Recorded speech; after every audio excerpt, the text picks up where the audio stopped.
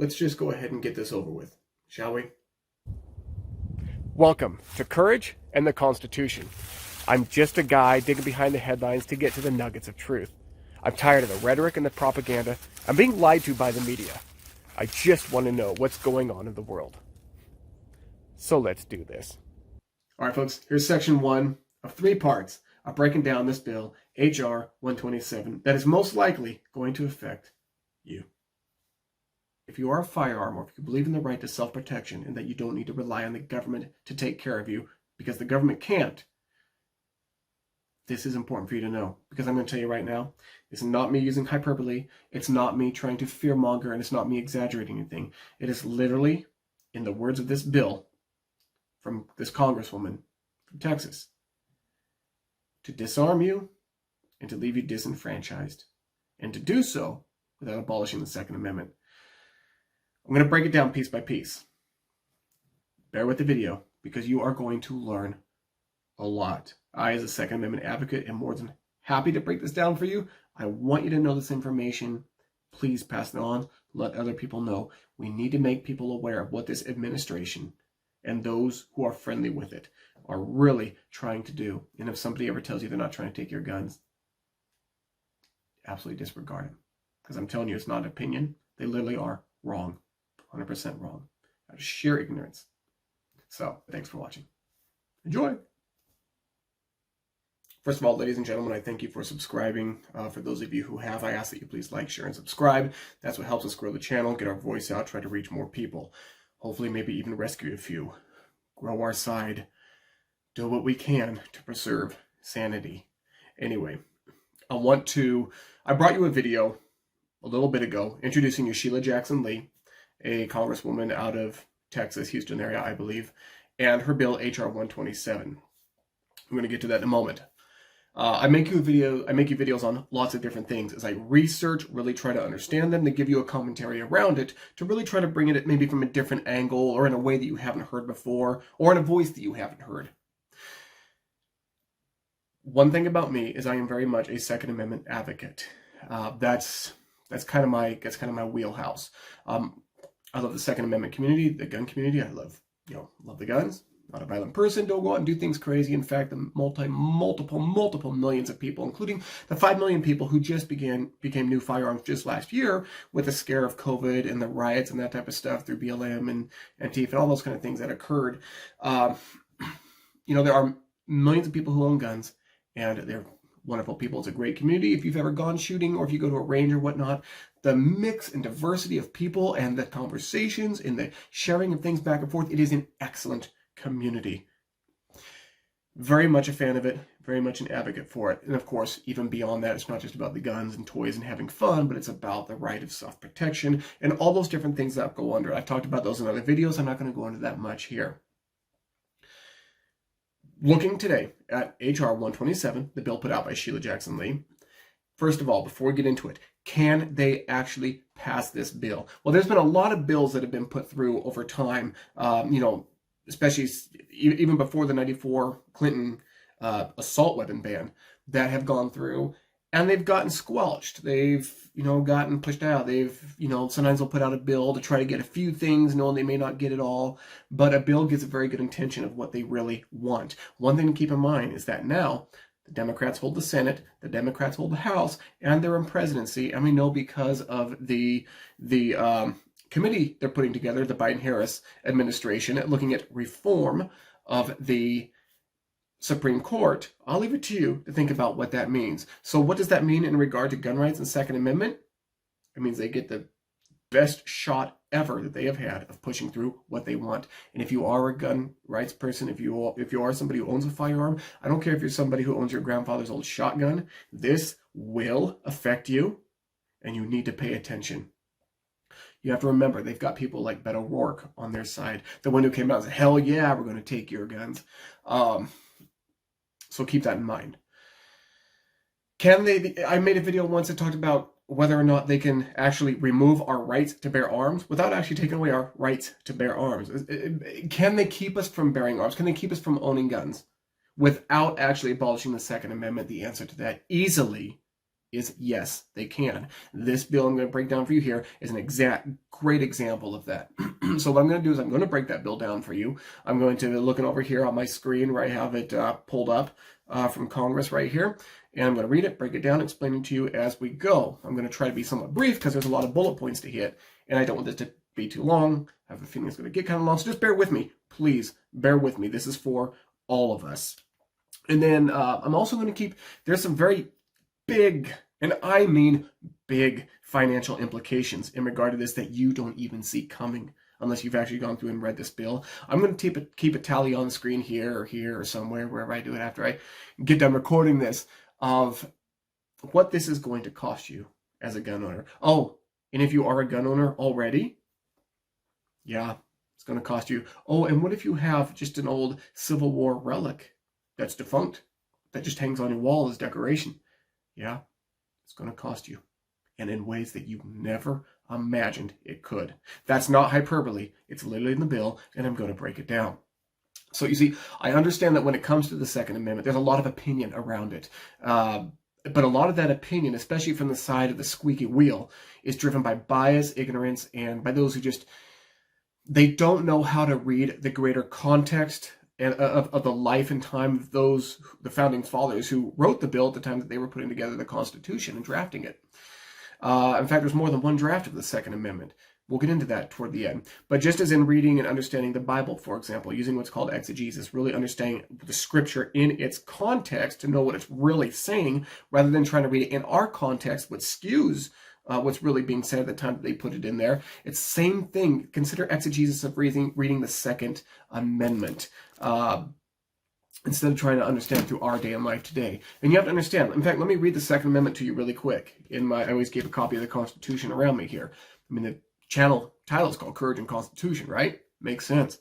So the Second Amendment says this: a well-regulated militia, comma, being necessary to the security of a free state, comma, the right of the people to keep and bear arms, comma, shall not be infringed. I understand when you're reading that, those commas are very, very important because, and in fact, I'm going to pause on that. I'll come more to that in the end. But what I want to do is ask you a quick question here. So where it says a well-regulated militia, comma, being necessary to the security of a free state, comma, do you think that security of a free state is just talking about the British at that time when they were coming over to, when we had to, begin fighting them off and all that? Consider that. Now, I'm going to go to the screen real quick here. There's an oath of office people take, whether they're going into, governor, mayor, president, whatever. There's an oath of office they take. There's going to be 2 points there. First of all, the oath of office, and it's sometimes worded a little bit differently, but it's the same message. It basically says this, and this is the U.S. Senate oath to office, okay? It says, I do solemnly swear or affirm that I will support and defend the Constitution of the United States against all enemies, both foreign and domestic, right? That I will bear true faith and allegiance. What does that word mean? Allegiance.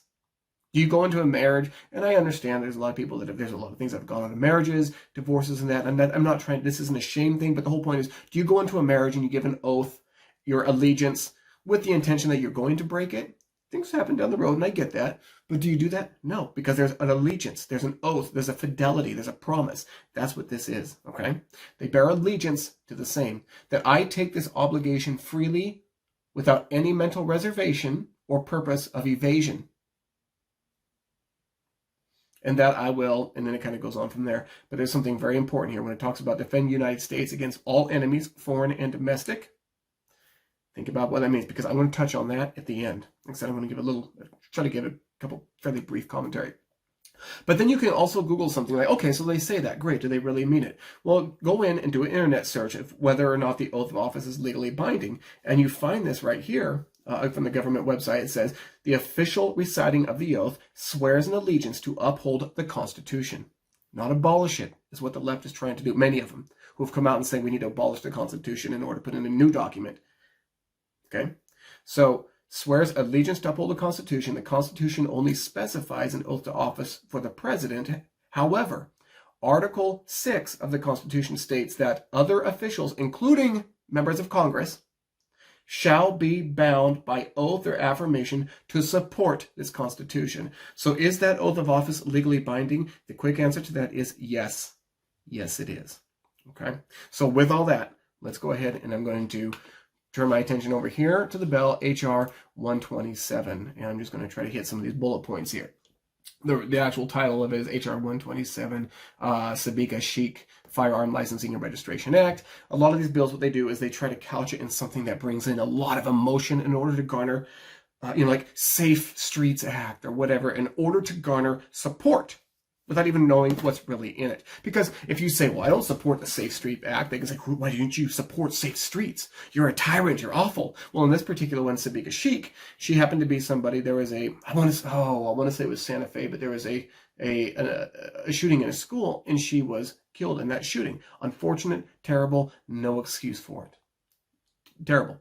But they named the bill after her. Is it just to like put her name on a plaque to honor her? No. When they do these bills, they are very intentional that they use ways to try to garner that support, build that emotion, which the left does, right? Remember, a lot of what the left does, like we've seen all year, is they are more about that emotional reaction rather than... Sorry, I had a phone call there. I had to stop it because it killed my camera. But that emotional reaction rather than critical thought. So that's why they couch it in that. But she was a Pakistani exchange student. She was killed, and very unfortunate. But that's why they named the bill that after there. So basically, the short title gives it there. And then it starts breaking down section 1, section 2, and all that. So first of all, this is section 2 of the bill. Licensing of firearm and ammunition possession, registration of firearms. So part A, firearm licensing and registration system in general. Chapter 44, Title 18, United States Code. We're not going to go into all that. The Attorney General, through the Bureau of Alcohol, ATF, shall establish a system for licensing the possession of firearms ammunition in the United States, and for the registration with the Bureau of each firearm present in the United States. Basically, that you need to have a license, which we'll get into why that's important later. We do have licenses already to carry firearms. Now it's a license to own a firearm, literally in your home, a license for that firearm. And you have to understand where it says here, registration with the Bureau for a license for each firearm present in the United States. Keep in mind, those licenses are not also free, okay? And we don't know what all the fees to a lot of these are at this point, but for the ones that do, we're going to at least I'll try to keep a tally of it, if I can remember to do so. So the licensing of firearms and ammunition as well. Yes, you do have to have a license to own ammunition as well as purchase it. Keep in mind, these random rounds I have up here representing different calibers, every single one would need a license. But let's go on, okay? Required information. Under the firearm registration system, the owner of a firearm shall transmit to the Bureau the make, model, and serial number of the firearm, the identity of the owner of the firearm, the date the firearm was acquired by the owner, and where the firearm is or will be stored. Think about that. Why do they need to know that? Why does anybody need to know all that information about your firearm? Rather than just, you have a license to own a firearm, great. They want to know every single little bit of information about your firearm, including where it is stored. Remember, this is all couched in the idea of common sense gun law and safety, just general safety. They need to know where your gun is stored? Really? Let's go on.